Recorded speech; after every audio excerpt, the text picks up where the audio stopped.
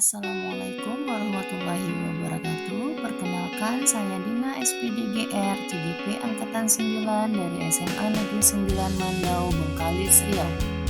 Pada kesempatan kali ini, saya akan menyampaikan tentang aksi nyata modul 1.4 budaya positif. Dengan fasilitator Bapak Gusnaldi MPD dan pengajar praktik Ibu Indriani SSI. Pada aksi nyata modul 1.4 kali ini, saya akan melakukan kegiatan diseminasi tentang budaya positif kepada rekan sejawat saya di SMA Negeri 9 Mandau.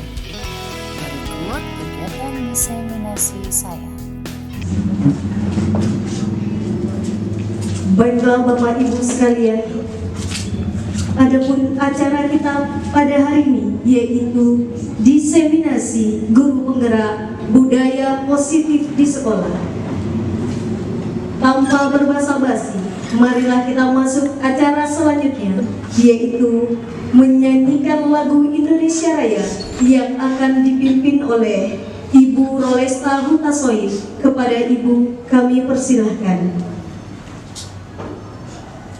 Kepada hadirin diharap berdiri.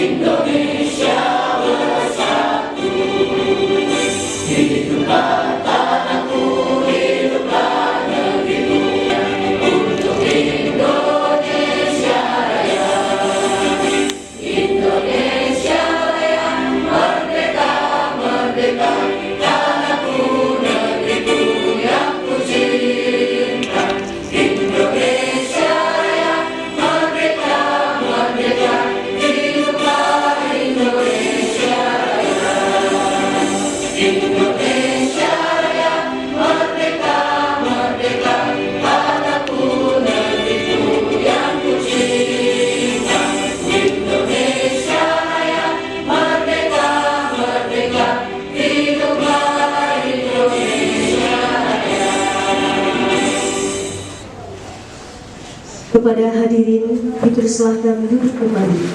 Terima kasih kita ucapkan kepada Ibu Rolesta Hutasoid.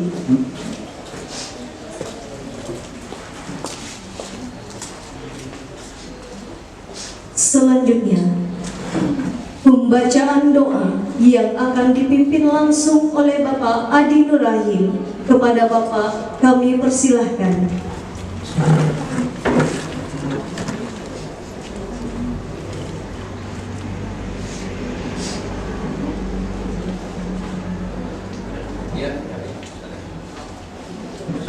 Assalamualaikum warahmatullahi wabarakatuh.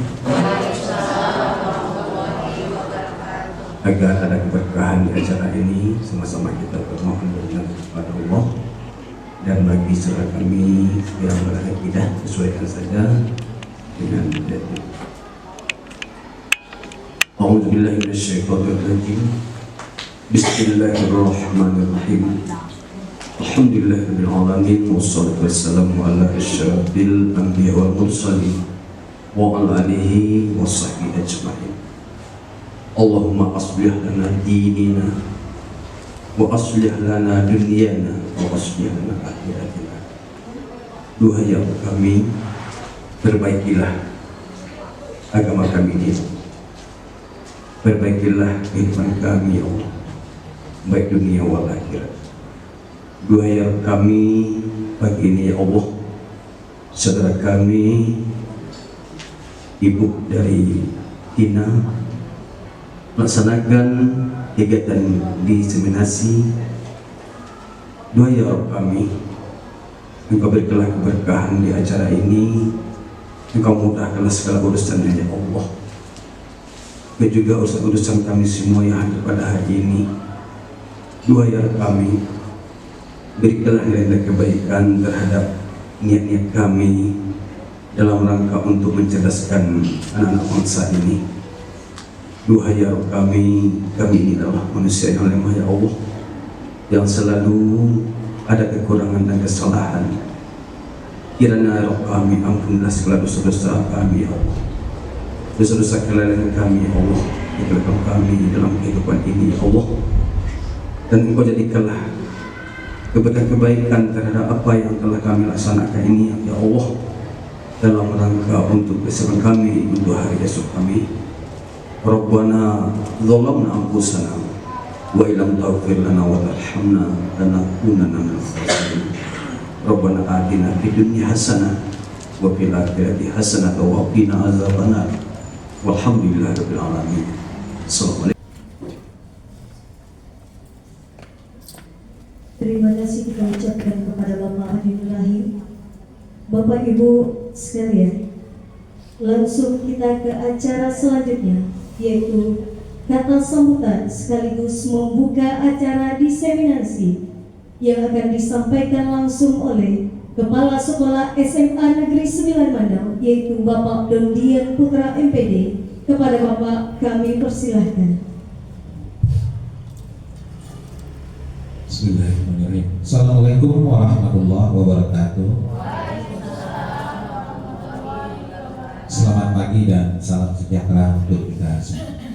Alhamdulillahirrahmanirrahim. Puji dan syukur senantiasa kita kirimkan kehadiran Allah Subhanahu wa Ta'ala, yang mana pada pagi yang berbahagia ini kita tetap diberikan nikmat oleh Allah Subhanahu wa Ta'ala. Selanjutnya salawat dan salam tak bosan-bosannya kita kirimkan kepada junjungan besar kita, yakni Nabi Muhammad SAW, dengan ucapan Allahumma sholli ala Muhammad wa ala ali Muhammad. Mudah-mudahan kelak di kemudian hari kita dimasukkan atau menjadi dari bagian dari mabili mendapat syafaat. Amin ya rabbal alamin. Yang saya hormati Ibu Wakil, Bu Dr. Nasoni Fikri, dan Ibu Berlian SPD serta Bu Lina SPD, dan kemudian pelaku seminasi Bu di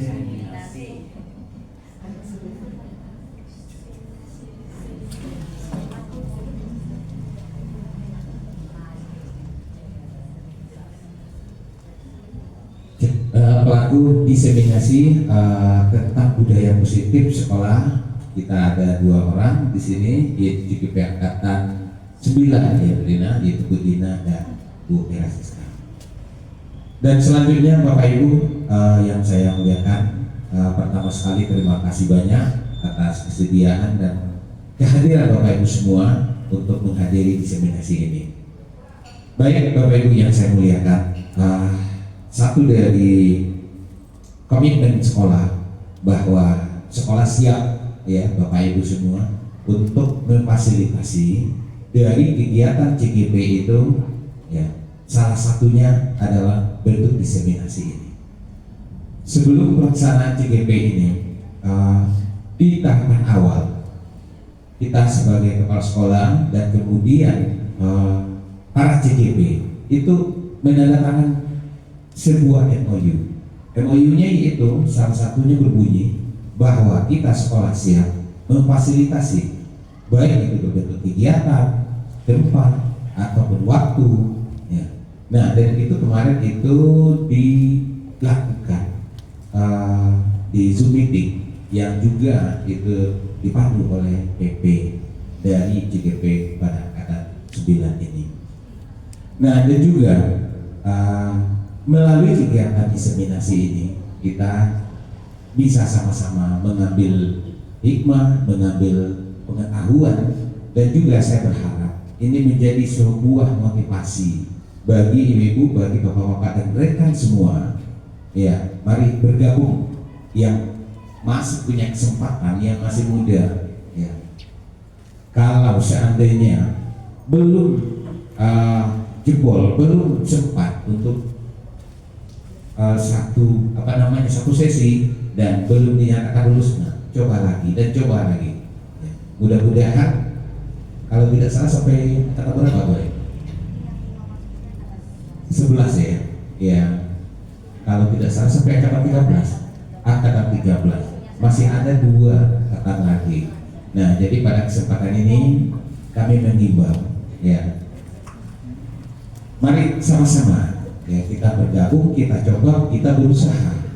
Kenapa? Karena di sana itu banyak ilmu, pengetahuan yang yang otomatis nanti akan sangat bermanfaat bagi kita semua. Nah, salah satunya dengan topik ya, budaya positif yang dilakukan di sekolah.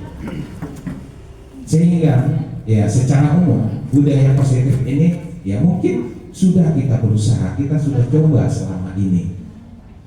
Nah, namun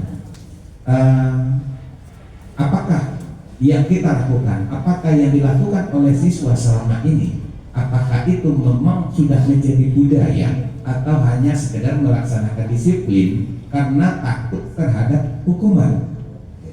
Nah, mungkin melalui diseminasi ini, nah sehingganya nanti ya kita dapat beberapa input, masukan, pengetahuan, sehingga nanti apa yang kita lakukan, apa yang kita harapkan kepada siswa kita sehingga menjadi sebuah budaya. Apakah itu disiplin yang kita terapkan di sekolah menjadi sebuah budaya? Artinya apa? Tanpa hukuman, ya, tanpa punishment, tanpa dibayang-bayangi oleh hukuman, siswa itu melakukan sebuah kebaikan, melakukan kedisiplinan. Jangan hendaknya siswa itu melakukan kedisiplinan, taat patuh itu karena hanya takut hukuman saja. Ya, sama seorang pengendara motor, ya mungkin dia mentaati aturan lalu lintas karena di situ ada polisi. Kalau seandainya tidak ada polisi ya berarti itu belum berbudaya. Nah, mungkin melalui diseminasi ini nanti kita akan dapatkan pengetahuan dan juga motivasi. Baik Bapak Ibu yang saya muliakan, mungkin tidak banyak yang saya sampaikan pada kesempatan ini karena nanti kita ada 2 narasumber ya. Yang pertama mungkin disampaikan oleh Bu Dina atau Bu Asista nanti. Baik, pada kesempatan ini dengan mengucapkan Bismillahirrahmanirrahim, secara resmi acara diseminasi budaya positif sekolah untuk kegiatan CGP Angkatan 9 yang dibawakan oleh Bu Dina dan Bu Era secara resmi kita buka. Itu saja sebagai kesambutan dan pembukaan pada kegiatan diseminasi ini. Akhirul kalam billahi taufiq wal hidayah. Assalamualaikum warahmatullahi wabarakatuh.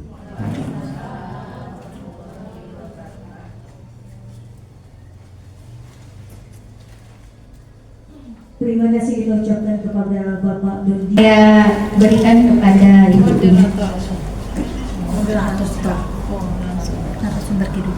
Terima kasih Bu Era. Sebelumnya Bapak Ibu mohon izin kita breaknya sekalian saja nanti jam 1 ya Bapak Ibu, biar kita kalau kita break duluan nanti kita mengumpulnya lagi butuh waktu yang lama. Jadi kita lanjutkan saja dulu sampai pukul 13.00. Bapak Ibu bersedia? Baik, Bapak Ibu masih semangat? Terima kasih. Ya baik, Assalamualaikum warahmatullahi wabarakatuh. Waalaikumsalam warahmatullahi wabarakatuh. Baik, terima kasih kami ucapkan kepada Bapak Ibu Guru yang sudah bersedia menyempatkan waktu untuk menghadiri kegiatan diseminasi kami. Nah, tadi sudah disampaikan oleh Bu Era terkait materi tentang budaya positif, kemudian hukum, kemudian yang terakhir sampai dengan keyakinan kelas. Nah, sekarang kita akan membahas tentang 3 materi lagi, yaitu yang pertama kebutuhan dasar manusia dan dunia berkualitas, kemudian 5 posisi kontrol guru, dan yang terakhir adalah pelaksanaan segitiga restitusi. Nah, baik, sebelumnya biar lebih fokus lagi, biar lebih semangat lagi, kita ice breaking dulu ya. Nah, jadi kalau tadi Bu Era langsung ice breakingnya Bu Era sendiri yang memimpin, kalau sekarang saya kasih kesempatan kepada Bapak Ibu yang bisa melakukan ice breaking biar kita lebih semangat. Kepada Bapak Ibu yang bersedia, silakan saya berikan kesempatan untuk memimpin ice breakingnya. Maju Budian, maju Budian. Silakan. Maju Budian. Budian. Oke, baik. Ya, kita beri tepuk tangan dulu untuk Budian.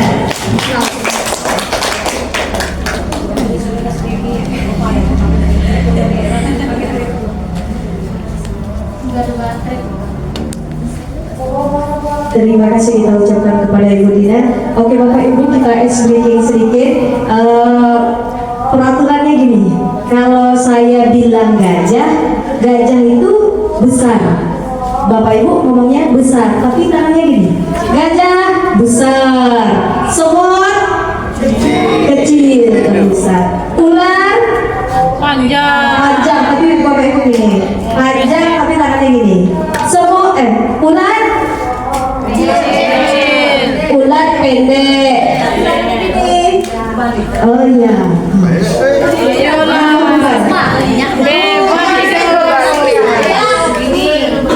Gajah besar, semut kecil, ular panjang. Ular panjang, ada ular pendek. Ular pendek. Oke. Sekali. Oke. Semut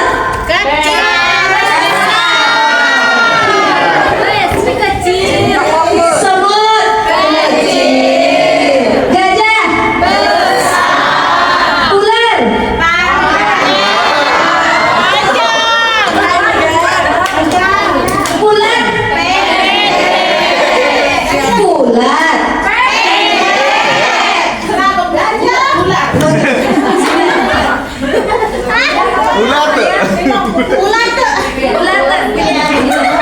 ular ular Gajah kecil. Nadia kecil. ya salah nanti kita kasih hukumannya ya.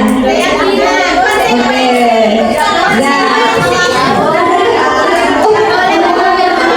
Budaya positif, gak ada hukuman, konsekuensi. Oke, sekali ya. Gajah. Kak Ida bilang gajah kecil. Sejak kapan gajah kecil? 1, 2, 3. Semut. Gajah.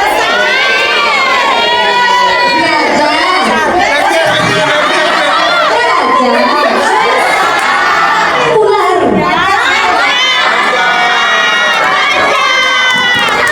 Oke, tepuk tangan untuk kita semuanya. Bapak Ibu luar biasa hebat-hebatnya.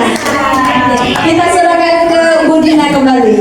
Baik, terima kasih Budian. Sepertinya memang sudah fokus lagi ya. Baik, kalau sudah fokus kita lanjutkan ke materi kita yang selanjutnya, yaitu tentang kebutuhan dasar manusia dan dunia berkualitas. Nah, baik, jadi setelah sudah kita dengarkan apa yang sudah disampaikan oleh Bu Era tadi, bahwasanya anak-anak kita itu kadang-kadang melakukan kesalahan-kesalahan atau melanggar peraturan-peraturan yang sudah kita tetapkan, baik itu di kelas ataupun di sekolah. Nah, ketika anak-anak tersebut melakukan kesalahan tersebut ataupun melanggar peraturan-peraturan tersebut, mungkin salah satu alasan mereka adalah pada saat mereka melakukan kesalahan tersebut ada satu kebutuhan dasar dari mereka yang belum terpenuhi. Nah, kita sebagai pribadi, kita sebagai manusia memiliki 5 kebutuhan dasar yang paling mendasar yang kita miliki. Nah, jadi yang pertama, kebutuhan dasar manusia adalah bertahan hidup. Nah, kebutuhan dasar manusia bertahan hidup itu merupakan kebutuhan dasar terkait tentang kebutuhan fisiologis dan biologisnya. Jadi diantaranya adalah kebutuhan untuk makan, minum, dan hal-hal lain yang bagaimana bisa bertahan hidup. Nah, kemudian untuk penguasaan, artinya kita memiliki kebutuhan dasar, kita ingin diakuin prestasi kita, kemampuan kita. Jadi kadang kita sebagai guru hanya memberikan penghargaan atau apresiasi tadi kepada siswa yang pintar saja, yang rajin saja. Nah, mungkin jadi dari situ anak-anak yang merasa kurang rajin, anak-anak yang merasa kurang pintar, mereka bisa melakukan kesalahan atau melanggar aturan yang sudah kita buat tadi, karena kebutuhan penguasaan mereka tidak terpenuhi. Sama halnya kayak seperti yang kebutuhan bertahan hidup tadi. Kadang anak-anak kita terlambat, kita langsung menegur tanpa tahu alasan mereka terlambat. Kenapa kamu terlambat? Kamu saja yang terlambat. Padahal kadang ada alasan mereka kenapa mereka terlambat. Kadang motor saja tidak punya. Mereka untuk ke sekolah harus berjalan kaki. Bagaimana mereka bisa datang tepat waktu kalau kebutuhan dasar yang bertahan hidup saja mereka susah. Kadang mereka ke sekolah juga harus naik ojek. Nah, kadang untuk naik ojek itu aja mereka tidak punya uang gitu. Nah, jadi kita mungkin nanti sebagai guru kita harus tahu apa kebutuhan dasar yang kira-kira belum terpenuhi oleh peserta didik atau siswa atau murid kita. Kenapa anak tersebut bisa melakukan kesalahan atau melanggar aturan sekolah. Nah, kemudian kebutuhan dasar manusia yang ketiga adalah kebebasan. Kita memiliki kebutuhan untuk bebas memilih. Jadi artinya kita bisa memilih apa yang kita senangi. Jadi kita sebagai seorang guru juga harus memperhatikan bakat dan minat anak kita kan berbeda-beda. Mereka bisa memilih sesuai dengan keinginan mereka. Jadi mungkin kita sebagai guru di kelas ketika anak ada yang mau melakukan sesuatu dengan caranya sendiri, kita beri kebebasan, namun tetap kita kontrol. Nah, kemudian selanjutnya adalah kebutuhan dasar cinta dan kasih sayang. Nah, kalau ini kita semuanya sudah paham ya. Artinya kita semuanya butuh cinta dan kasih sayang, baik dari orang-orang yang paling terdekat dengan kita ataupun dari orang-orang lain. Nah, jadi anak didik kita juga seperti itu. Ketika mereka merasa kebutuhan kasih dan sayangnya terpenuhi, mereka akan senantiasa taat, patuh dengan apa yang kita perintahkan atau yang kita inginkan di dalam kelas. Nah, itulah kebutuhan dasar manusia tentang cinta dan kasih sayang. Nah, yang terakhir adalah kebutuhan dasar manusia tentang kesenangan. Nah, kesenangan di sini terkait tentang bagaimana kebutuhan main. Nah, kalau anak-anak kita di sini banyak yang suka bermain.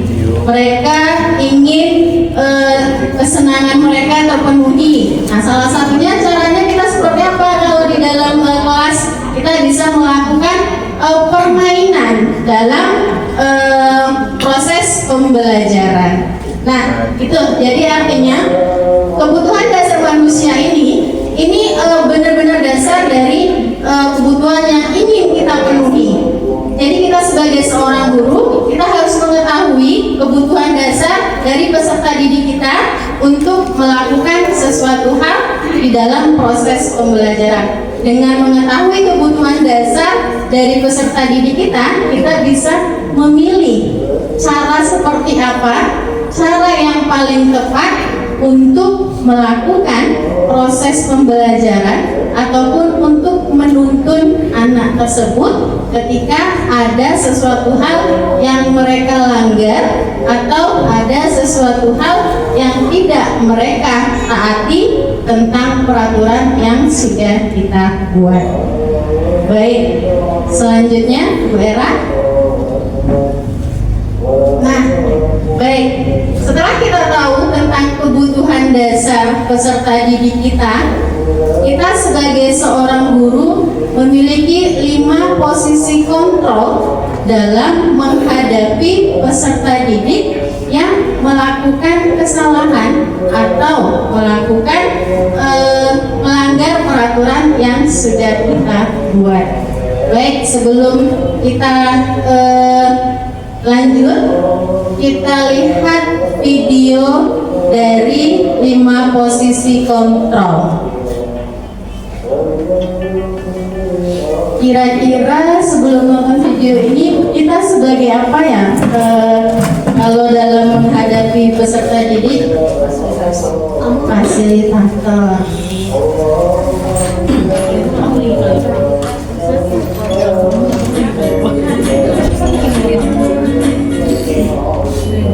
Salam bahagia Ibu dan Bapak Guru hebat.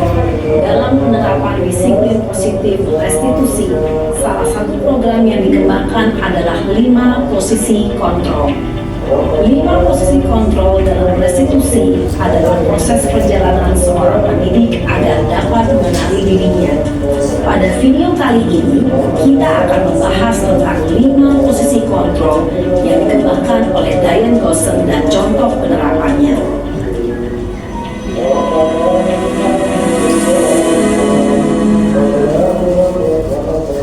5 posisi kontrol itu adalah 1. Posisi 4, posisi pemantau atau monitor dan murid di sekolah dan melihat bagaimana kelima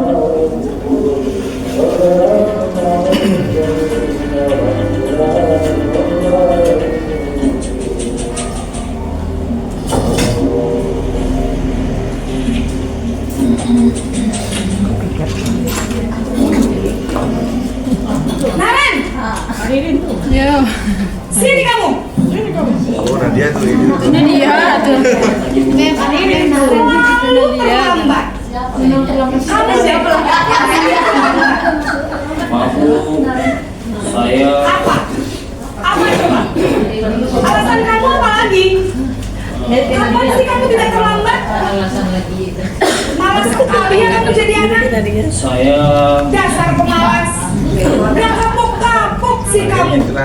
Sudah berapa kali terlambat? Sana, kamu keliling lapangan basket 2 kali. kenapa saya harus keliling lapangan basket Bu? Kenapa? Kamu melawan ibu? Berani-beraninya jawab. Sudah terlambat, masih berani jawab pula.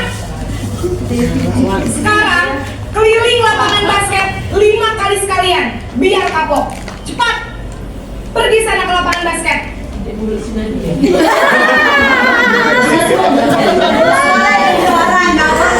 Baik, jadi setelah melihat video ini masih satu posisi kontrol ya Bapak Ibu.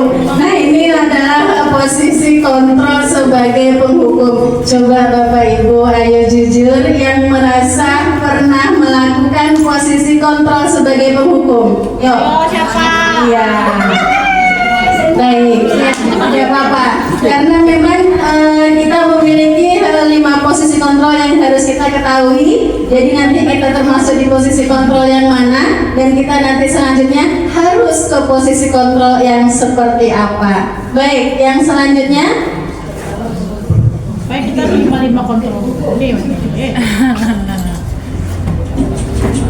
Mulut Nadia. Iya, mulutnya lain ada loh, dengan di sekolah. Mulut Nadia di sini. Naren! Aduh, jalan.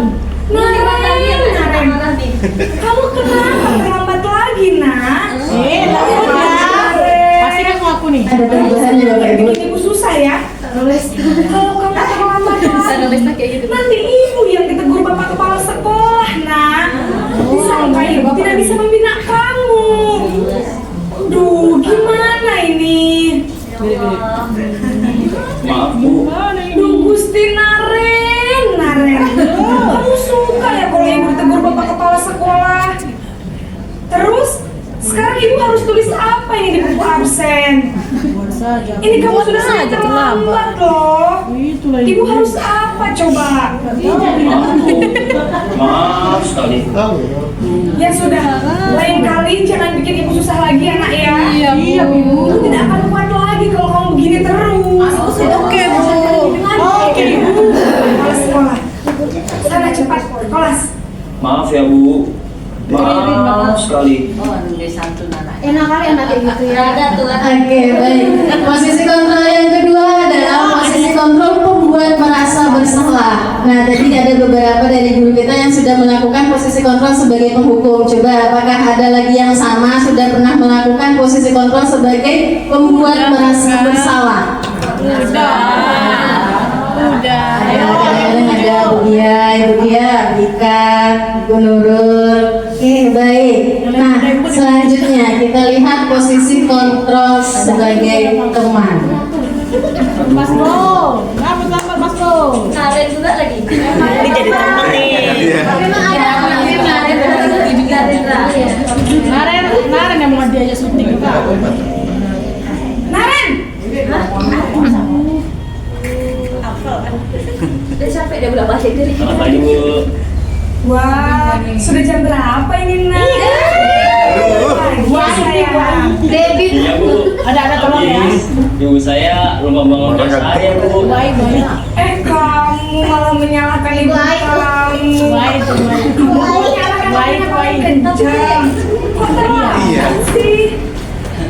Iya Bu. Saya memang terlambat bangun tadi. Jadi biarpun saya lari kencang, tetap gak kekejar Bu. Ya sudah sana. Nanti lain kali larinya lebih kenceng lagi ya. Biar gak terlambat lagi. Ini lihat ibu. Demi ibu. Bisa kan? Bisa lah Bu. Ya sudah sana masuk kelas. Ibu beresin urusan absen kamu. Kamu ini ada les saja.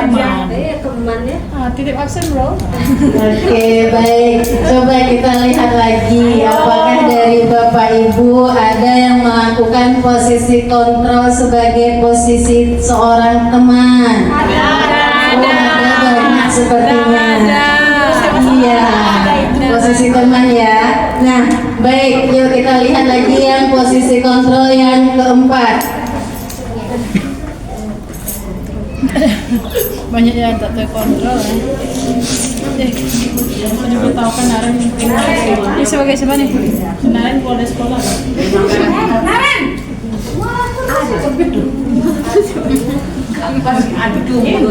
Ini Bu.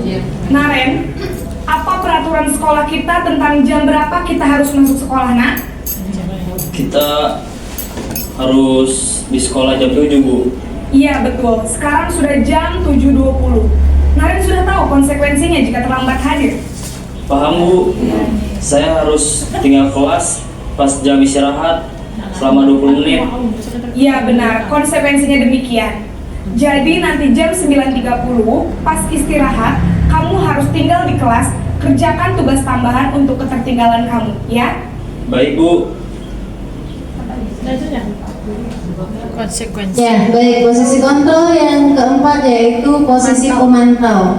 Ada beberapa ibu yang sudah melaksanakan posisi pemantau? Belum. Oke, Bu Rolesta sudah pernah. Baik. Ya, baik. Yuk, yang terakhir posisi kontrol sebagai manajer.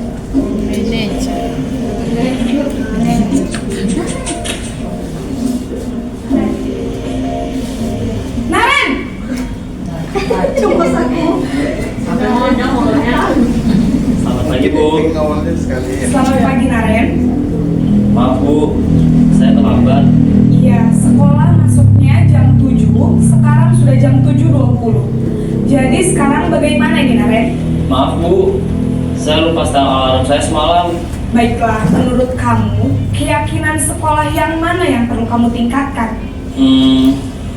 Menghargai diri sendiri dan orang lain mungkin ya Bu. Setuju. Jadi, apakah Naren meyakini prinsip saling menghormati tersebut? Iya Bu, saya meyakininya. Apakah Naren bersedia memperbaiki masalah keterlambatan ini? Bersedia Bu. Bagaimana kamu akan memperbaiki masalah keterlambatan ini? Bisa mikir ya. Saya akan coba untuk tidak lupa menyetel alarm saya, Bu. Baik, kalau Naren lupa menyetel alarm di rumah, ada orang yang kira-kira bisa bantu mengingatkan tidak? Ada, Bu. Kakak saya, Kak Emma. Ada lagi selain Kak Emma? Selain Kak Emma, ada ibu saya. Jadi yang mengingatkan Naren adalah Kak Emma. Ya. Kira-kira akan mulai set alarm kapan, Naren? Setelah pulang sekolah, akan segera saya lakukan. Baik, jadi Naren akan setel alarm untuk bangun besok pagi dan akan diingatkan oleh kakak dan ibunda Naren ya. Ada lagi yang mungkin perlu dilakukan Naren agar tidak terlambat bangun lagi? Tidak ada, Bu. Baik Naren, terima kasih untuk kerjasama kamu. Sekarang kamu perlu kembali ke kelas untuk belajar. Baik, Bu. Terima kasih. Nah, ini posisi kontrol guru yang terakhir yaitu sebagai posisi manajer. Apakah kita sudah pernah melakukannya Bapak Ibu? Sudah. Nah, baik. Jadi sebelum kita membahas tentang 5 posisi kontrol guru dari video yang sudah kita tampilkan tadi, saya berharap ada beberapa guru untuk mewakili apa sih perbedaan dari video-video tersebut. Apakah ada persamaan ataukah ada ciri-ciri khususnya tentang bagaimana kelima posisi kontrol guru yang sudah dilaksanakan oleh ibu guru tersebut? Kita boleh bertanya, Mbak? Ya, boleh Bu. Kita udah lakukan sampai proses yang kelima itu, malah udah dia dan tapi dia juga masih ada yang video ke-6. Oh, itu tidak ada. Nanti kita akan bahas Bu. Ya, direktur aja Bu. Udah lakukan sampai ke sini. Iya benar-benar ya. Nanti kita akan bahas itu. Nah jadi artinya sebelum ke situ Ibu mungkin saya butuh tanggapan dulu. Apakah dari Bapak Ibu ingin menyampaikan tanggapannya tentang kelima video tersebut? Yang bersih aja. Yang membuat orang merasa Ada Bapak Ibu? iman. Ya. Atau mungkin dari Bapak Ibu, saya sudah di posisi kontrol teman dan pemantau, boleh? Nomor 1 dan nomor 2. Bu Nadia bisa nih sepertinya. Bisa, Bu. Silahkan Bu Nadia. Bila apa yang hendak melakukan?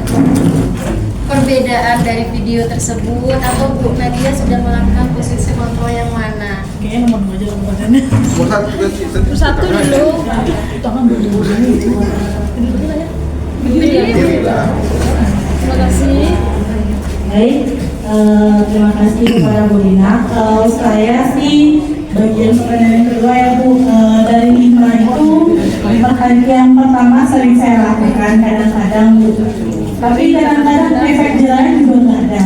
Itu paling sering, apalagi ketika saya piket ya Bu, saya suruh lari lapangan, saya suruh ini, tetap juga rasanya selamat banget ini dan itu. Yang kedua tadi juga yang nggak pernah saya lakukan itu nomor 4 dan 5. Baik, terima kasih tepuk tangan untuk Oke, baik, terima kasih Bu Nadia. Berarti Bu Nadia sudah melakukan posisi kontrol sebagai seorang penghukum dan teman. Nah, baik, bisa Ibu satu lagi mohon untuk menyampaikan perbedaan video dari kelima video tersebut. Peraturannya yang berbeda. Bu Dia. Atau yang 3 derek ke kanan itu. Iya, Bu Roleska sepertinya. Perbedaan dari video tersebut, Bu. Satu aja boleh. Persamaannya boleh disebutkan Boleh. Naren dan sama sama-sama Naren sama-sama Bu Nadia. Baik, terima kasih buat kesempatannya. Kalau dari video tadi perbedaannya, maaf ya Bu kalau salah ya. Ya nggak apa-apa. Perbedaannya yang saya perhatikan, mungkin cara kita menerapkan disiplin itu ya. Ini kan tujuan kita memberikan apa tadi hukuman ya sama anak tuh. konsekuensi kan? Ya, itu tujuannya mungkin untuk mendisiplin anak kan. Jadi ya perbedaannya dari yang lima itu Mungkin caranya aja mungkin ya, caranya. Terus yang kalau bersamaan, tadi persamaannya untuk tujuannya untuk mendisiplinkan anak. Terus perbedaannya mungkin gurunya tidak memiliki penguasaan mengenai kebutuhan si anak tuh ya. Dari yang kita pelajari yang pertama tadi mengenai kebutuhan dasar manusia itu, mungkin kalau kebutuhan dasar yang dimiliki manusia itu sudah kita kuasai, sudah kita pahami, mungkin juga untuk memberikan efek jerah dari anak yang melakukan kesalahan kita akan lebih tepat gitu. Terima kasih. Terima kasih Bu Rolesta, kita beri apresiasi dulu untuk Bu Rolesta. Nah baik, jadi terima kasih atas tanggapan Ibu Nadia dan Bu Rolesta yang sudah menyampaikan kalau Bu Nadia tadi sudah melakukan posisi kontrol sebagai seorang teman dan sebagai seorang penghukum. Nah kalau dari Bu Rolesta tadi sudah menyampaikan bahwasanya kelima video tersebut adalah tujuannya sama, yaitu untuk mendisiplinkan anak atau murid. Nah kemudian mungkin caranya berbeda yang dilakukan oleh ibu guru tersebut. Nah baik Bapak Ibu, dari kelima posisi kontrol tersebut itu merupakan 5 posisi kontrol yang pernah atau sering dilakukan oleh seorang guru. Pada masing-masing posisi kontrol tersebut pasti memiliki efeknya masing-masing. Nah baik, di sini kita akan membahas tentang kelima posisi kontrol tersebut dan apa efek yang terjadi jika kita berada di posisi kontrol tersebut. Nah baik, yang pertama, ketika guru berada di posisi kontrol untuk penghukum, di sini guru berbuat seperti menghardik, kemudian menunjuk-nunjuk, menyakiti, dan menyindir. Ketika guru berada di posisi kontrol membuat orang merasa bersalah, guru berbuat berceramah dan mengatakan seharusnya ibu kecewa. Tadi ada kata-kata ibu gurunya kepada Naren seperti itu ya, Bapak Ibu. Nah, sedangkan untuk posisi kontrol sebagai teman, ibu guru membuatkan alasan-alasan untuk muridnya. Nah, kemudian sebagai posisi pemantau, menghitung dan mengukur dari data yang sudah tersedia. Tadi gurunya menyebutkan bahwasanya kesepakatan sekolah kita apa? Narenya menjawab masuk jam 7.30. Berarti dia sudah tahu, dia sudah bisa mengukur dari data atau kesepakatan yang sudah dibuat. Itulah seorang guru pemantau. Nah, kemudian untuk seorang posisi manajer, dia mengajukan pertanyaan-pertanyaan yang menggali murid tersebut. Seperti tadi, kenapa kamu terlambat? Bagaimana kamu memperbaiki kesalahan tersebut? Jadi seorang manajer menggali peserta didik tersebut atau murid tersebut untuk menggali bagaimana dia memberikan jawaban-jawaban. Jadi kita nggak langsung mengeksekusi anak tersebut melakukan kesalahan. Nah, kemudian pada posisi penghukum, guru sering berkata, kalau kamu tidak melakukan, awas ya. Nah, itu ciri-ciri kata-katanya. Kemudian rasakan.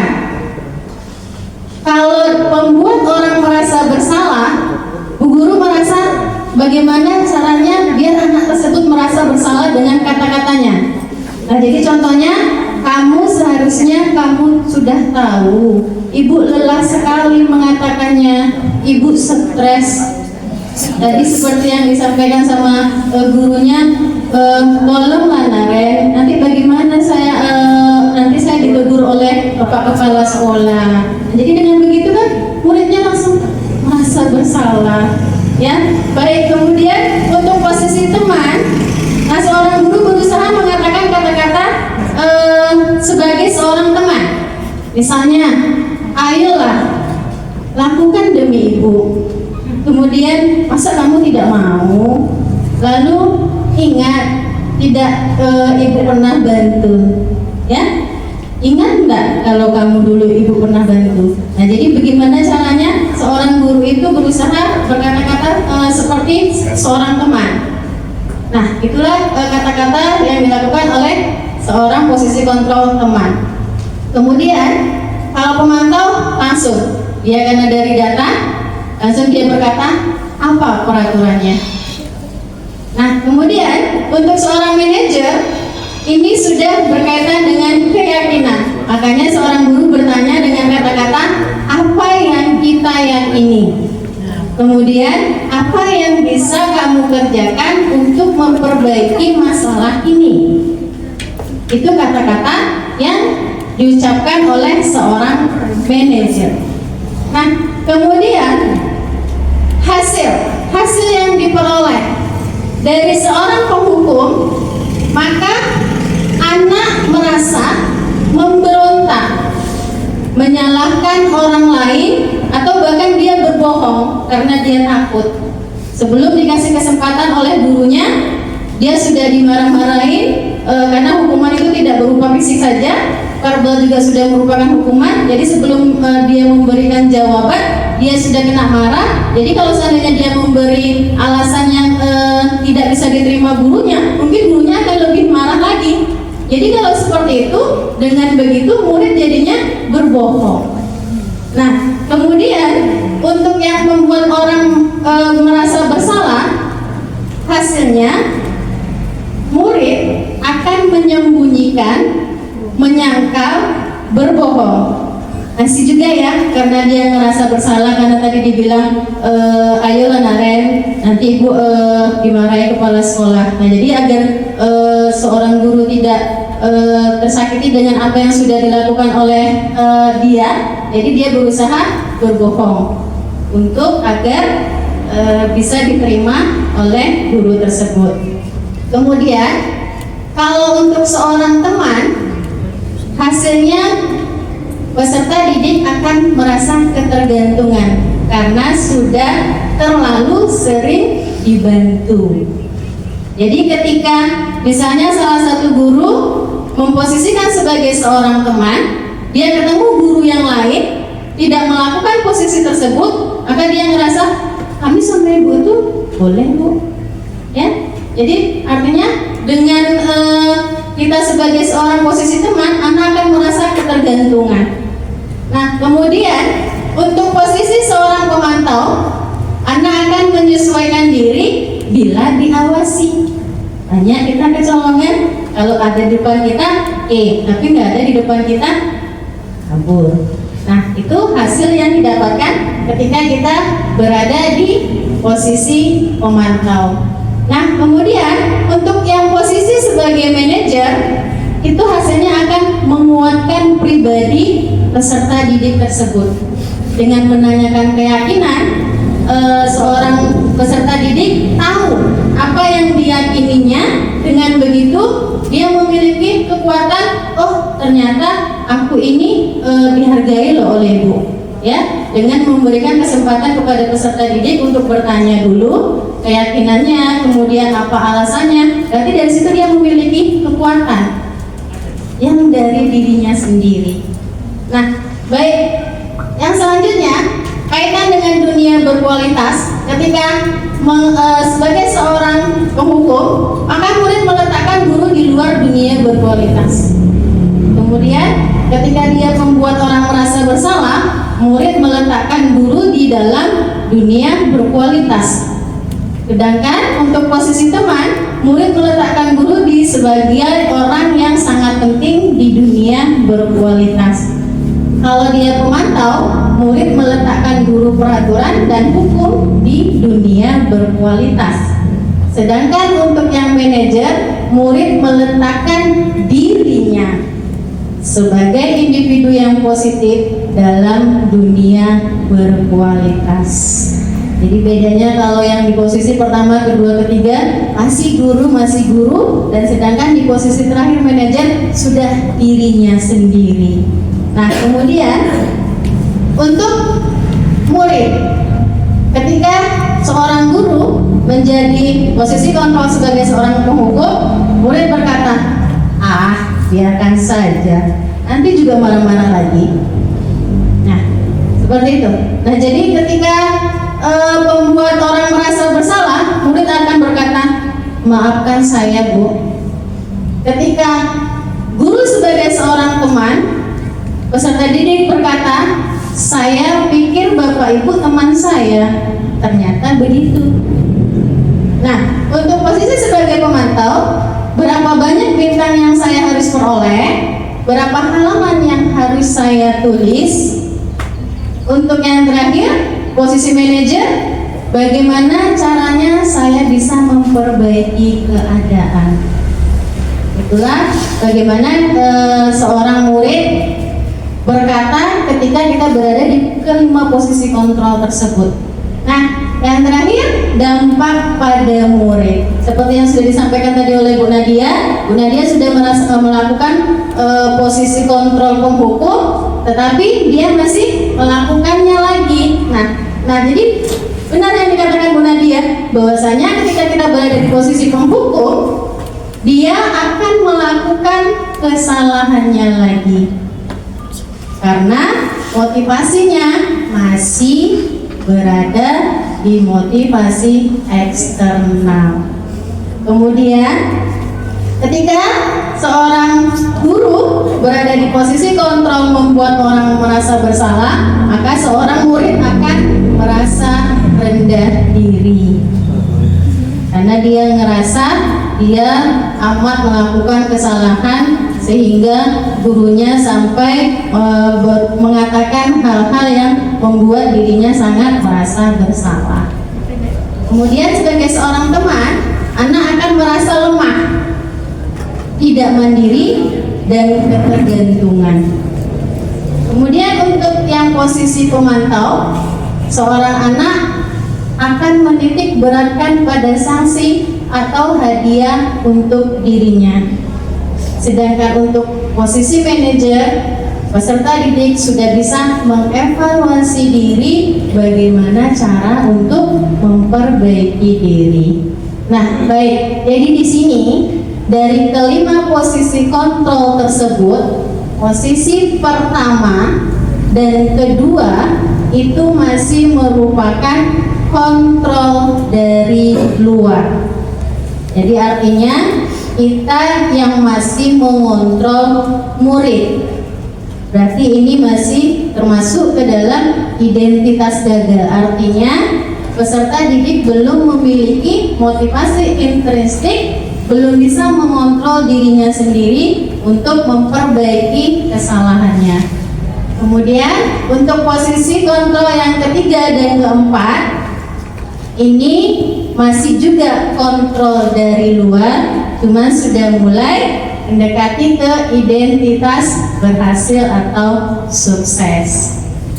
Dan yang terakhir, untuk posisi manajer itu sudah merupakan identitas berhasil atau sukses.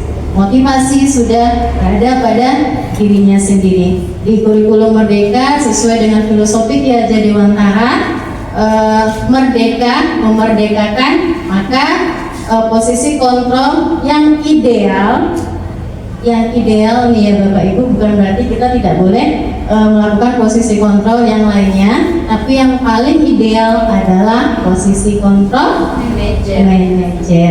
Jadi tadi ada pertanyaan dari Bu Weni, kalau sudah dilakukan posisi manajer berkali-kali ya Bu, apakah ada posisi direktur lagi? Tidak, posisi kontrol hanya sampai posisi manajer. Namun ada pelaksanaannya.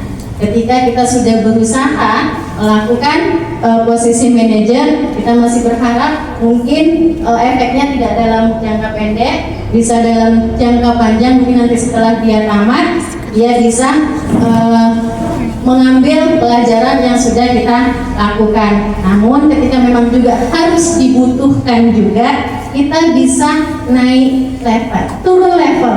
Jadi artinya ketika sudah melakukan posisi manajer tapi masih juga berulang kesalahan yang sama, kita bisa turun ke posisi pemantau. Begitu Bu Sameni. Nah, baik. Berarti penghukum itu opsi terakhir gitu ya? Opsi terakhir.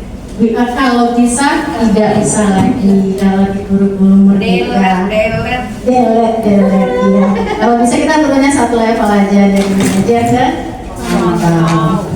Baik. Selanjutnya, Merah. Nah, ayo sama-sama.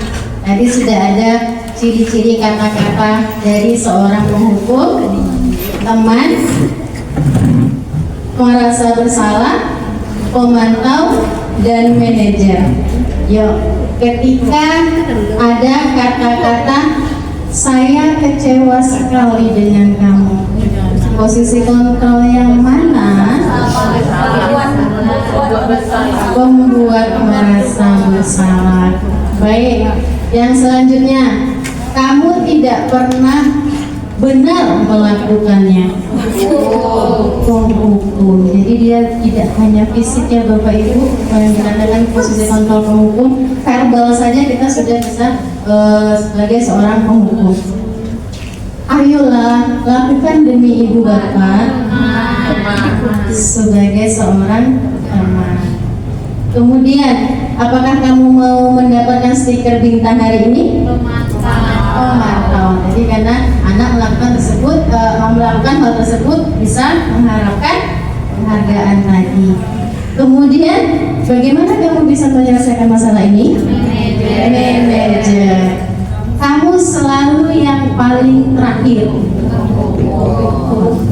Baik, alhamdulillah Bapak Ibu sudah bisa membedakan mana kata-kata yang sesuai dengan posisi kontrol kita sebagai seorang guru. Nah, kita semuanya Bapak Ibu. Baik. Nah, jadi bergerak antara, jadi ini ya Bu ya, ketika tadi yang seperti saya sampaikan, meskipun kita harus turun levelnya ya di pemantau saja gitu. Jadi ketika peraturan itu kita sebagai seorang pemantau itu berhubungan dengan konsekuensi atau hadiah. Nah, ketika kita berada di posisi manajer, maka kita harus melakukan nilai-nilai manajer untuk memperbaikinya. Nah, baik. Yang terakhir kita akan bahas tentang segitiga restitusi. Nah, segitiga restitusi tadi sudah disampaikan oleh Bu Era bahwasanya restitusi adalah merupakan suatu proses untuk memperbaiki atau menuntun anak yang melakukan kesalahan atau melanggar peraturan. Nah, jadi tahapan segitiga restitusi itu ada 3. Yang pertama, menstabilkan identitas. Nah, kalau dalam proses menstabilkan identitas ada kata-kata yang sering dilakukan atau ciri-ciri kata-katanya. Seperti setiap orang pasti pernah melakukan kesalahan. Kamu bukan satu-satunya yang pernah melakukan ini. Jadi pada proses menstabilkan identitas, kita sebagai seorang guru merubah identitas gagal anak menjadi identitas berhasil. Jadi ketika dia melakukan kesalahan, kita berusaha untuk membuat dirinya positif dulu. Jadi setelah itu baru kita bisa lanjutkan ke bagian yang selanjutnya, yaitu memvalidasi kebutuhan. Nah, jadi di sini kata-katanya, misalnya kamu tentu punya alasan mengapa melakukan itu.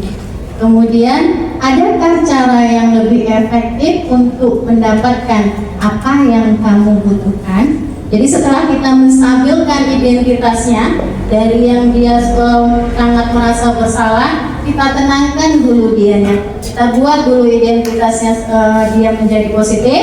Baru setelah itu kita lakukan validasi kebutuhannya. Kebutuhan apa yang kira-kira yang belum terpenuhi dari seorang murid tersebut, dengan melakukan pertanyaan-pertanyaan seperti yang sudah disebutkan tadi. Nah, setelah kita tahu kebutuhan apa yang belum terpenuhi, maka langkah terakhirnya adalah menanyakan keyakinan. Nah, jadi intinya segitiga restitusi ini harus ada keyakinan terlebih dahulu, baru kita bisa melakukan tahapan yang terakhir, yaitu menanyakan keyakinan. Karena di sini kata-katanya kita bisa mengatakan nilai-nilai apa yang telah kita sepakati, kemudian kamu ingin menjadi orang yang seperti apa. Nah, itu. Jadi inilah ketiga tahapan dari segitiga restitusi. Nah, ini dia. Jadi ketika kita berada di posisi menstabilkan identitas, guru berkata, berbuat salah itu hal yang manusiawi, tidak ada manusia yang sempurna. Kemudian Bapak Ibu juga pernah berbuat salah. Selanjutnya kita pasti bisa menyelesaikan permasalahan ini. Dan kemudian Bapak Ibu tidak tertarik untuk mencari tahu siapa yang benar, siapa yang salah. Bapak Ibu lebih tertarik untuk menyelesaikan masalah. Kemudian kalau kamu menyalahkan dirimu sendiri terus menerus, apakah kamu bersikap baik pada dirimu sendiri? Nah, jadi ini beberapa option guru berkata. Jadi tidak semuanya harus kita katakan. Boleh kita pilih salah satu, boleh semuanya. Jadi ini tahapan pada menstabilkan identitas. Jadi pada tahapan ini kita membuat anak yang merasa gagal karena berbuat salah menjadi positif terhadap dirinya. Nah, kemudian setelah kita menstabilkan identitas, kita memvalidasi kebutuhan tadi. Jadi kita validasi tindakan yang telah dilakukan, validasi tindakan yang salah. Yang pertama, membantu murid mengenali basic need atau kebutuhan dasar yang ingin terpenuhinya tadi. Setelah kita tahu, baru kita lakukan langkah berikutnya. Nah, kemudian yang terakhir adalah validasi tindakan yang salah berkata, ini contoh kata-katanya. Kalau kamu bisa saja melakukan hal yang lebih buruk, tapi kamu tidak melakukannya. Kemudian kamu pasti punya alasan mengapa melakukannya. Apa yang penting bagi kamu? Kamu boleh tetap berusaha menjaga sikap itu, tapi tambahkan sikap yang lain, yang baru. Kemudian, maukah kamu belajar cara lain untuk mendapat yang kamu butuhkan tanpa harus memukul? Kemudian, apakah kamu bisa melakukan dengan lebih baik besok lagi? Ini pilihan kata-katanya. Baik, yang terakhir adalah menanyakan keyakinan. Nah, Anda melihat kesalahannya dihubungkan dengan nilai norma sosial dan nilai-nilai yang mendasari manusia berinteraksi dengan orang lain. Nah, kata-katanya biasanya, apa nilai yang kita percaya di kelas atau di sekolah kita? Kemudian nilai-nilai universal apa yang telah kita sepakati? Kelas yang ideal itu seperti apa sih? Kamu ingin jadi anak seperti apa? Kemudian apa yang kamu rasakan ketika kamu melakukan itu? Kamu menjadi orang yang seperti apa? Nah, baik, inilah tindakan restitusi, segitiga restitusi. Jadi tindakan segitiga restitusi yang pertama adalah menstabilkan identitas, yang kedua adalah memvalidasi tindakan yang salah atau memvalidasi kebutuhan murid, dan yang ketiga adalah menanyakan keyakinan.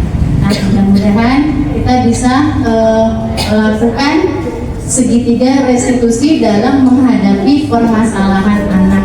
Nah, baik Bapak Ibu, di sini saya minta kita berpasangan atau untuk membuat segitiga restitusi. Sebelumnya izin saya melihatkan video restitusi saya kepada salah satu anak di sekolah ini. Itu juga merupakan tugas demonstrasi kontekstual saya di modul ini.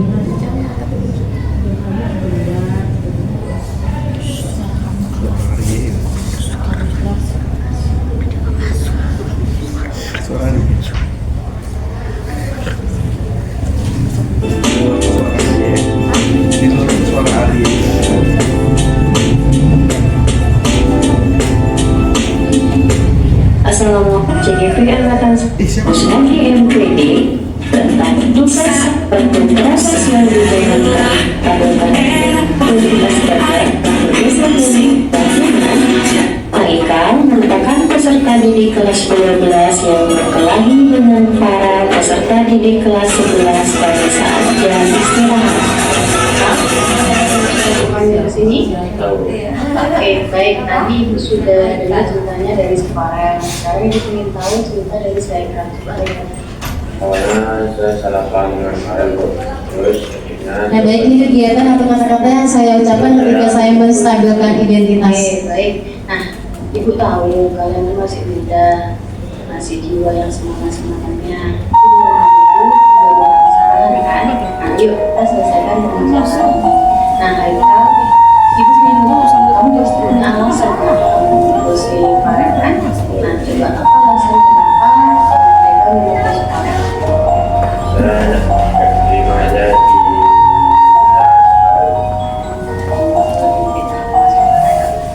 kamu puas dengan keputusan itu ya. Nah, tapi akhirnya kamu melihat orang lain kan? Kau tahu tentang keyakinan sekolah kita? Apa saja juga? saling menyayangi, saling menghormati, saling menghargai. Oke, kalau Haikal mendukung si Farel, berarti keyakinan sekolah mana yang belum Haikal tunjukkan? Saling menyayangi dan saling menghormati. Oke, baik. Nah, jadi Haikal bersedia memperbaiki permasalahan ini? Iya, Nah, apa yang akan Haikal lakukan untuk memperbaiki permasalahan ini? dengan cara berdamai, Ya, terus apa lagi? Itu aja. Nah, apakah Haikal mau untuk membantu mengobati Farel? Mau ya? Nah, baik. Jadi nanti setelah ini Haikal temuin si Farel untuk menyelesaikan permasalahan ini apa yang sudah kita sepakati tadi ya. Nah, jadi dengan yang sudah kamu lakukan nanti, berarti Haikal sudah menunjukkan sikap yang seperti apa? siapa yang bertanggung jawab. Siapa yang bertanggung jawab dan saling menyayangi tadi ya. Ini baik, mudah-mudahan permasalahan ini tidak berlanjut ya Haikal. Oke, silakan kembali ke kelas. Ya, baik. Itu salah satu contoh yang saya terapkan untuk segitiga restitusi dalam menghadapi permasalahan anak. Nah, jadi pada saat menstabilkan identitas, saya berusaha menstabilkan identitas anak yang gagal tadi menjadi positif. Kemudian pada saat validasi tindakan, saya melakukan pertanyaan-pertanyaan untuk menggali kenapa Haikal melakukan kesalahan tersebut. Nah, untuk yang terakhir, menanyakan keyakinan. Setelah ditanyakan keyakinan, kita tidak langsung memberi solusi. Jadi kita gali dari anak tersebut, kita gali dari dianya dulu untuk menyelesaikan permasalahan tersebut. Nah, kita hanya memfasilitasi dan memberikan pertanyaan-pertanyaan untuk menggali apa lagi yang bisa dicarikan solusi dari dirinya. Nah, itu Bapak Ibu salah satu contohnya. Nah, sekarang nih kita buat berpasangan, jadi nanti ada yang bertindak sebagai seorang guru, ada yang bertindak sebagai seorang anak. Nah, jadi kalau seandainya kita bertugas sebagai seorang guru, nah ini langkah-langkah restitusinya seperti apa? Tolong dibagi.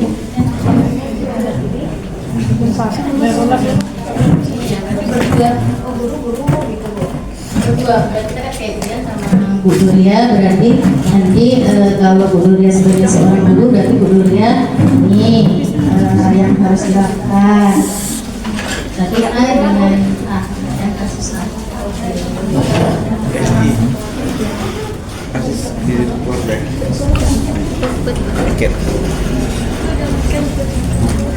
tetap jalan. Iya, nanti gitu aja.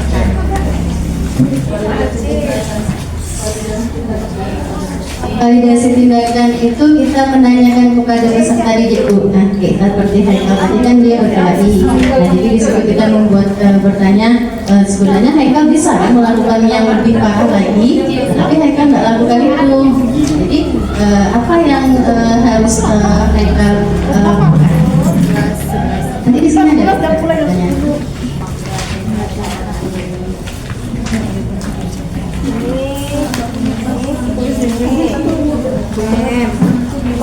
Bu Nurul mau sebagai seorang guru atau seorang murid? Nih, kalau ini guru B, muridnya B juga. Berarti kalau Bu Nurul sebagai seorang guru murid, berarti Bu Nurul nanti ini pertanyaannya. Kemudian kalau Bu Erina sebagai seorang guru, berarti Bu Erina melakukan restitusi yang dilakukan oleh tersebut. Murid. Boleh dibaca dulu kasusnya masing-masing. Kasusnya ada yang berbeda ya Bapak Ibu.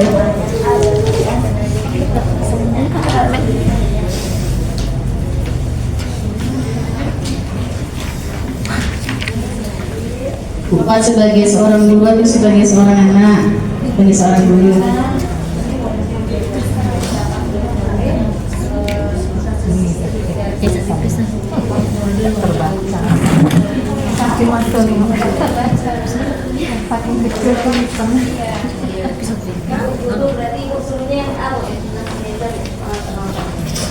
Ibu Ren guru. No. Kakak pada gitu Kak.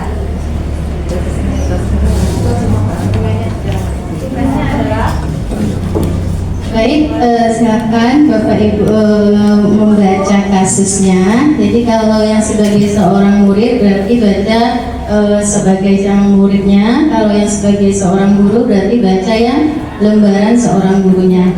Nanti kalau sudah kita praktek. Aku tidak mau boleh. Nah ini kan nggak menghukum nih, ini kita restitusi, jadi hukuman iya.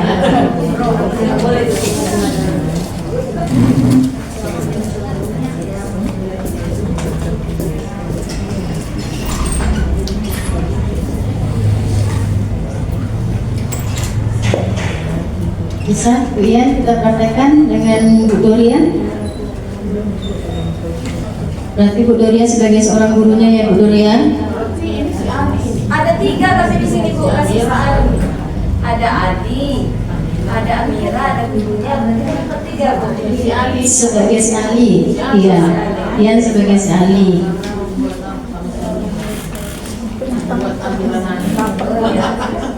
No mentionnya di sini.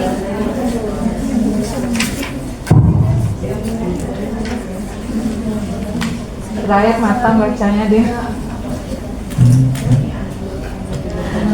Rapat tulisannya. Oke. Bu Dorian bisa kita praktekkan? Bu Dorian? Bu Amiranya.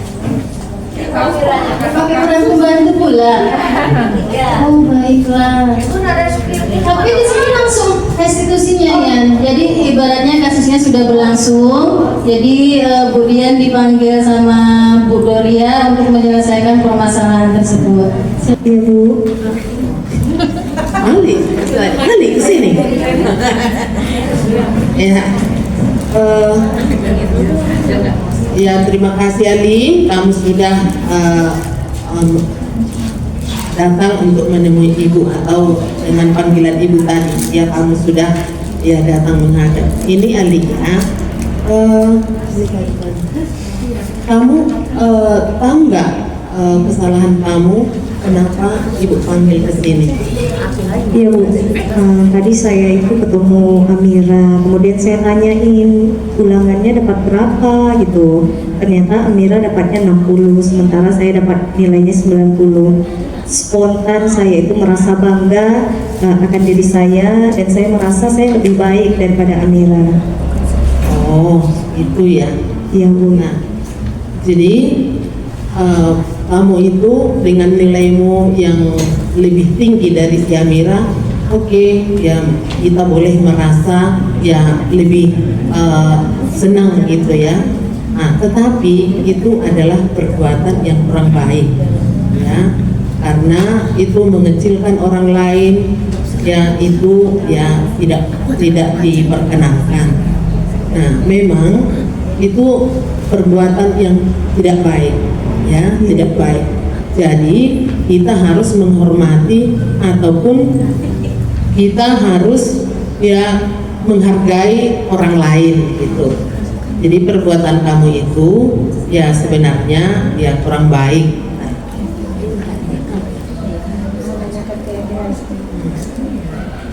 Jadi kamu sudah melakukan itu, yang artinya bahwa manusia sebenarnya tidak ada yang sempurna. Jadi di dalam hal ini mungkin kamu dengan keadaan yang tadi merasa terus karena nilainya lebih tinggi, tetapi menyakitkan untuk temannya yang lain. Siap salah Ibu.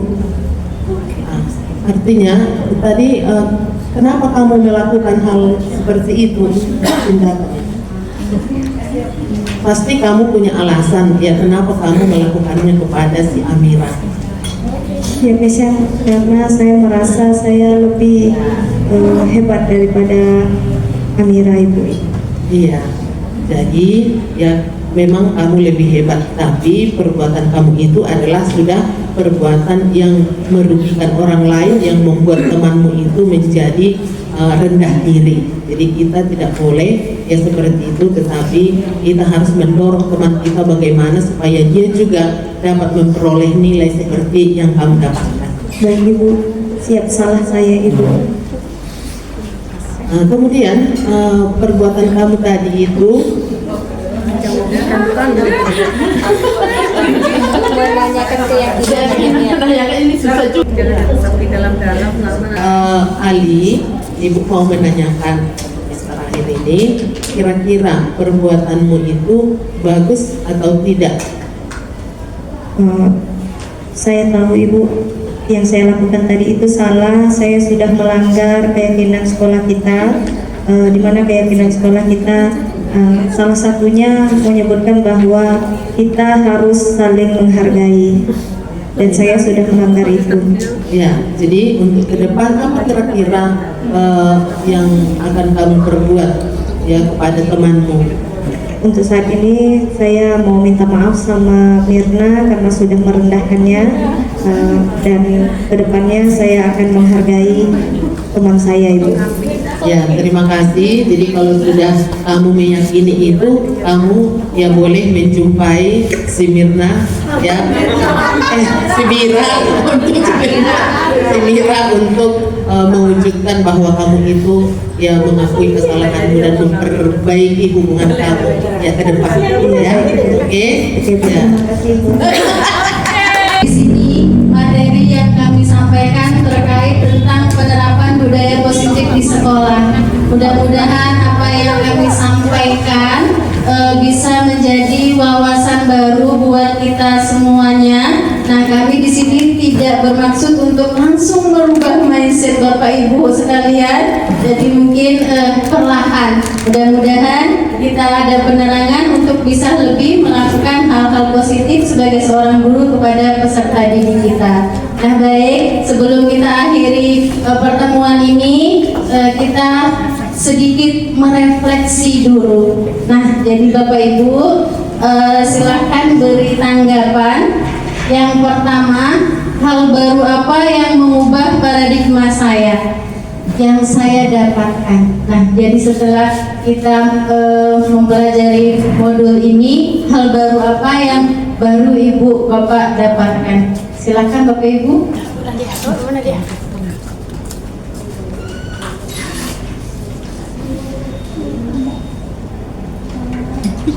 Budian dulu bisa.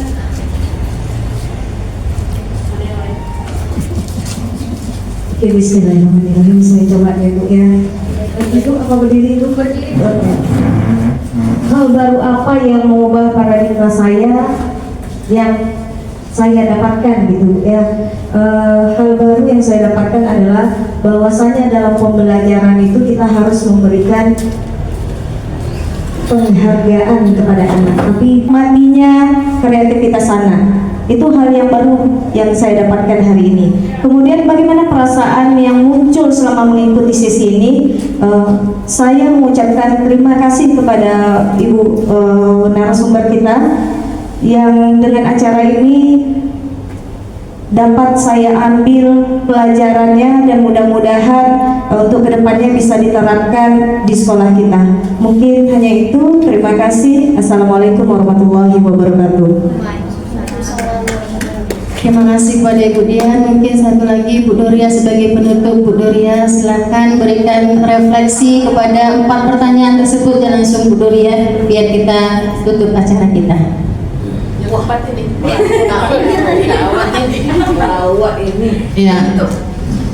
Ya, terima kasih ya untuk tanggapan yang diminta pada saya. Yang pertama, hal baru apa yang mengubah paradigma saya yang saya dapatkan? Ya, terima kasih untuk pembelajaran kita, pertemuan kita untuk hari ini. Ada hal-hal yang baru yang mungkin ya saya dapatkan dari sini, dari pembelajaran ini. Ya, terutama yang mengenai pemberian hukuman tadi ya kepada anak. Nah, jadi dengan adanya tadi beberapa hukuman tadi, ya, jadi ternyata yang merupakan ya sebagai isi itu, ya misalnya ataupun perkataan-perkataan itu ya tidak baik, ya. Tetapi sebenarnya saya juga agak banyak juga tadi di awal yang kurang bertentangan dengan saya, karena itu harus kita ikuti ya seperti dikatakan tadi, ada ini saya catat ini, setiap ya perilaku memiliki tujuan. Artinya kalau dia melakukan perbuatan yang menurut kita salah, ya itu ada tujuannya ya gitu. Nah, tetapi kalau dipikir-pikir, kalau kita mengikuti semua ya gaya mereka itu, ya bagaimana ya? Ya mungkin ya tidak tercapai sebagai kita sebagai pendidik untuk merubah ya mindset mereka itu. Tentu kita menginginkan mereka lebih baik kan begitu. Nah, tetapi dalam hal ini ya banyak juga yang saya dapatkan, oh ternyata seperti itu ya. Nah, kemudian nomor 2, perasaan apa yang muncul selama mengikuti sesi ini, khususnya mengenai makna disiplin dan motivasi intrinsik. Ya, jadi perasaan yang muncul di sini ternyata ya bahwa kita itu untuk mendidik siswa itu ya kadang-kadang mereka melakukan keterpaksaan ya eksternal tadi, motivasi eksternal. Nah, kita di sini berarti berusaha sebagai pendidik bagaimana supaya mereka benar-benar motivasi untuk kebaikan mereka itu berasal dari dirinya sendiri. Jadi kita sebagai guru bagaimana memotivasi mereka dan bagaimana tindakan kita. Nah, ini yang mau kita sampaikan ya untuk ke depan. Kemudian yang ketiga, peran AMO. Apa yang maksudnya? Posisi kontrol. Ya, peran AMO atau posisi kontrol. Seperti apakah yang saya telah lakukan selama mengikuti ya modul ini? Ya, peran AMO maksudnya di sini saya. Atau temankah atau teman-teman? Lima kontur. Ya. Jadi sebelum berarti selama ini berarti yang ini ya. Kalau selama ini ya tentu yang tadi ada beberapa memang posisi hukuman ya, kontrol hukuman, pembuat apa merasa bersalah. Nah, jadi sebenarnya saya melakukan selama ini udah 5-5-nya ini ya. Ya, 5-5-nya karena kita sebagai manajer bagaimana saya terlambat karena ini, kita kasih apa solusi saran bagaimana kalau memang kejauh kita pikirkan bangun lebih cepat. Ini kan artinya ini sudah manajer ini ya, sudah kita lakukan ya dengan berbagai, mungkin anak-anak ini ya kita lihat berbagai macam dia apanya kelas-kelasnya kita bagi-bagi. Tentu kita pun memberikan suatu pemahaman ataupun apa kan tentu yang berbeda juga, karena guru itu memang harus pandai mengelola, memanage ya sebagai manajer. Nah, jadi itu kita lihat di sana. Nah, jadi untuk sebagai posisi kontrol ini ya 5-5-nya yang harus kita lakukan sesuai. Kadang-kadang kalau sudah manajer kita lakukan tidak apa juga ya mungkin ya terjadi posisi kontrol hukuman juga kadang-kadang, karena orang hukuman itu membuat hukuman itu merupakan hal yang tidak enak. Artinya supaya dia tidak kena itu hal yang tidak enak itu tentu ada juga kita buat sebagai apa supaya dia tidak melakukan lagi ya kesalahan. Nah, kemudian yang keempat setelah ini akan menjadi yang mana? Oh ya, jadi setelah ini, ya setelah dengan pembelajaran ini, tentu yang paling bagusnya itu adalah sebagai ya manajer, karena kita bukan langsung mengini tetapi mengajukan pertanyaan-pertanyaan atau menggali yang datangnya dari dirinya sendiri untuk lebih baik lagi, ya. Nah, kemudian yang keempat saya akan minta udah. Oke, terima kasih. Itulah yang dapat saya. Pada saat itu kita berada di posisi control manager, pemantau, merasa bersalah, teman atau bahkan penghukum. Yang kita tahu mungkin selama ini kita sebagai seorang penghukum ya Bu ya. Kalau yang pemantau, manajer kita tidak tahu namanya tapi kita sudah melaksanakannya. Baik Bapak Ibu, terakhir ucapan terima kasih yang sebesar-besarnya kepada Bapak Ibu sekalian yang sudah mengikuti pelaksanaan diseminasi kami berdua. Mudah-mudahan apa yang Bapak Ibu sudah lakukan mendapatkan berkah dari Allah Subhanahu wa Ta'ala. Dan kami mohon maaf jika ada kesalahan dari perbuatan, perkataan ataupun pelayanan kami. Terima kasih. Wassalamualaikum warahmatullahi wabarakatuh. Terakhir ya Bapak Ibu ya, ternyata budaya positif itu harus berangkat dari yang namanya keyakinan. Berarti kita harus punya keyakinan dulu. Kemudian langkah-langkah budaya positif itu hadir di sekolah bagaimana? Pertama harus ada peraturan, kemudian baru terbentuk keyakinan, habis itu baru tercipta lingkungan positif, kemudian barulah menjadi suatu budaya. Dan mudah-mudahan ini berlaku diterapkan di SMA Negeri 9 Mandau. Terakhir saya juga ingin mengucapkan kepada dua narasumber kita ucapan yang tidak bisa mungkin membalas ilmu yang telah ibu-ibu berikan. Sekali lagi kami ucapkan terima kasih. Kemudian saya sebagai moderator juga mengucapkan terima kasih kepada Bapak Ibu semuanya yang telah seksama dan tertib mengikuti acara diseminasi kali ini. Terakhir boleh saya berpantun Ibu? Boleh. Rasanya enak masakan opor. Cakep. Dibawa Bu Dina pergi ke kantor. Cakep. Guru penggerak adalah pelopor. Bergerak bersama jadi fasilitator. Sekian acara kita hari ini. Saya mohon maaf. Terima kasih. Jumpa lagi di majelis ilmu berikutnya. Assalamualaikum warahmatullahi wabarakatuh. Demikian video aksi nyata saya, semoga bermanfaat. Terima kasih. Guru penggerak, tergerak, bergerak, dan menggerakkan. Wassalamualaikum warahmatullahi wabarakatuh.